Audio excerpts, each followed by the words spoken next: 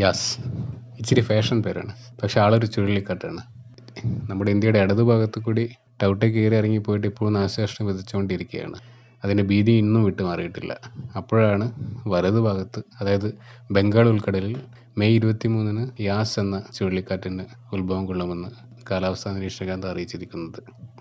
May 23 ഉണ്ടാകുന്ന ന്യൂനമർദ്ദം May 24 ശക്തി പ്രാപിച്ച് ചുഴലിക്കാറ്റായിട്ട് മാറാനാണ് സാധ്യത. അതിനിടാൻ വെച്ചിരിക്കുന്ന പേരാണ് യാസ്. അത് മെയ് 26 ആകുമ്പോഴേക്കും ബംഗാളിനും ഭുവനേശ്വറിൻ്റെയും ഇടയിൽ ലാൻഡ് ഫോളിന് സാധ്യതയുണ്ട്, ഇപ്പോഴത്തെ കണക്കനുസരിച്ചിട്ട്. അതിനുശേഷം ശക്തി കുറയുമെങ്കിലും, പക്ഷേ നോക്കുകയാണെങ്കിൽ ഇടതുഭാഗത്ത് കൂടി ടൗട്ടെ വന്നു പോയി, വലതുഭാഗത്ത് കൂടി ഇപ്പോൾ യാസ് വരും, നടുവിലാണെങ്കിൽ കൊറോണയും. അടിപൊളി. ഇനിയിപ്പോൾ എന്ത് ചെയ്യണം?